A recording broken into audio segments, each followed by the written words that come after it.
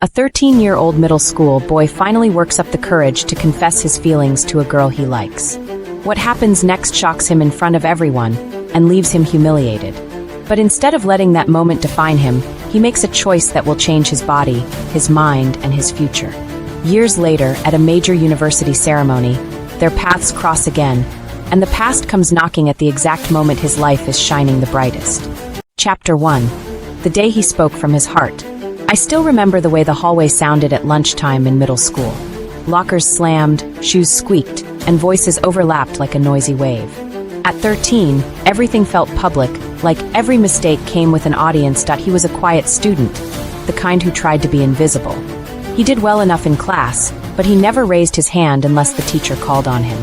He carried his books close to his chest and walked with his shoulders a little rounded, like he was trying to take up less space. And yes, he was overweight.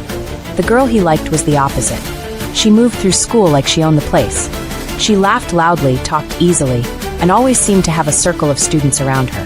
When she smiled at someone, they felt chosen. When she ignored someone, they felt erased that he had liked her for months. Maybe longer. It started with small things. The way she spoke with confidence, the way her hair caught the light when she turned her head, the way she seemed fearless. That day, he decided he was tired of being scared. That he waited until lunch, when students gathered in the courtyard. My heart hurt for him when I saw him step forward. His hands shook a little, but his eyes were steady. He told her he liked her. He told her he had for a long time.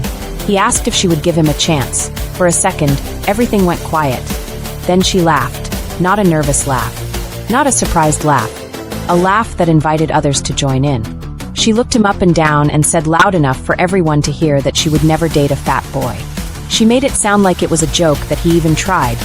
The courtyard exploded with reactions. Some students laughed. Some looked away. A few stood still, uncomfortable but silent. He stood there frozen. His face turned hot. His throat worked like he was trying to swallow something too big. And then he did the only thing he could do. He walked away. Chapter 2. Pain turned into a promise. Humiliation can do two things to a person. It can shrink them, or it can sharpen them. At first, he did shrink. For days, he avoided the courtyard. He took longer routes through the hallways. He kept his head down. In class, he stopped trying. Not because he was lazy, but because it felt pointless to try when the world had already decided who he was.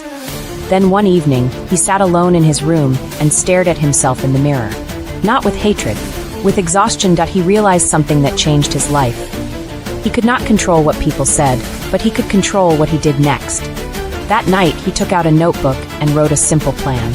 He didn't write dramatic promises. He didn't write revenge speeches. He wrote steps: wake up earlier, walk then run, drink water instead of soda, learn how to lift weights safely, study 1 more hour than yesterday, repeat even when it feels slow. The next morning, he started running before school. He couldn't go far at first.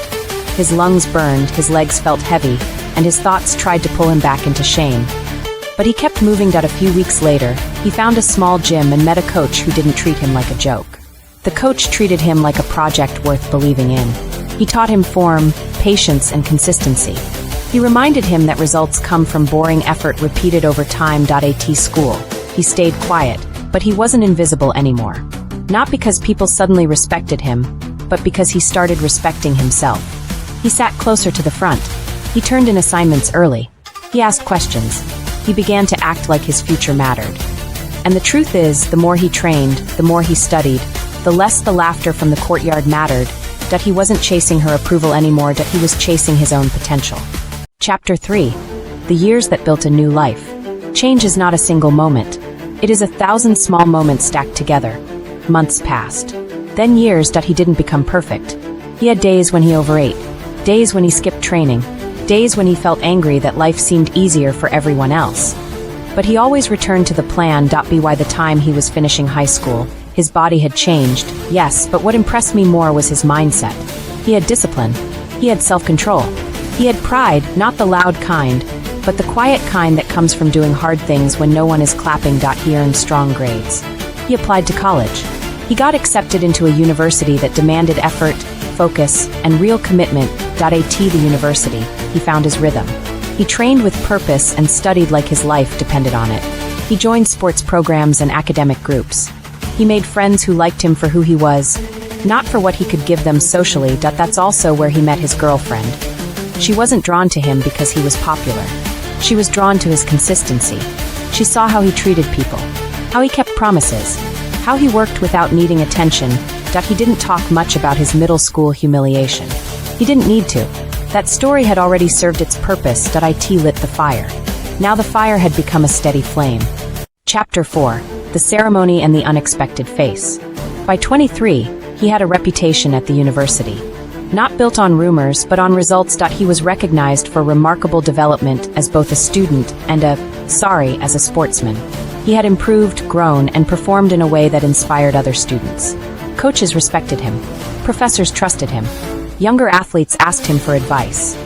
The day of the award ceremony arrived, and the venue glowed with warm lights and polished floors. The room buzzed with families, students, and university staff.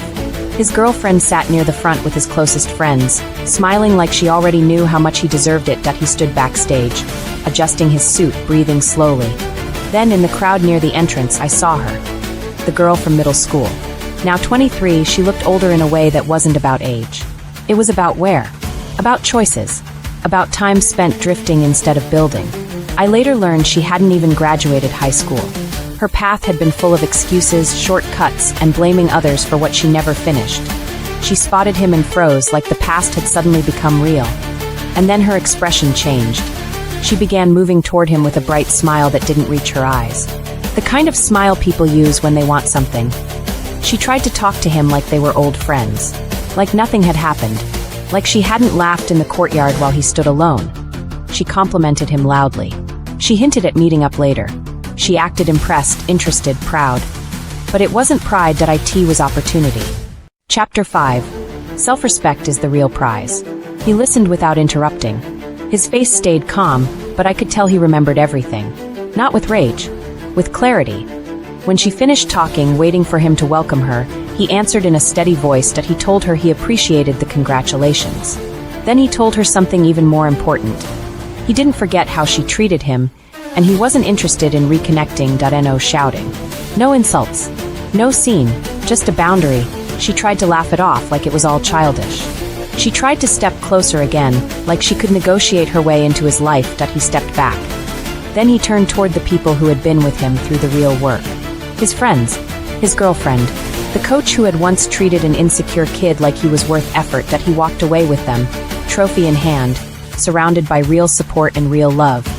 And she stayed behind, watching the life she could never access, not because he was cruel, but because he had finally learned the lesson that changes everything. You don't prove yourself to people who enjoyed your pain. You build yourself for the people who respect your growth. And most of all, you build yourself for you. If this story motivated you, subscribe to the channel, turn on notifications so you don't miss the next video, and hit the like button because it truly helps the channel grow. Comment what part hit you the hardest, and share this video with someone who needs a reminder that discipline can change everything.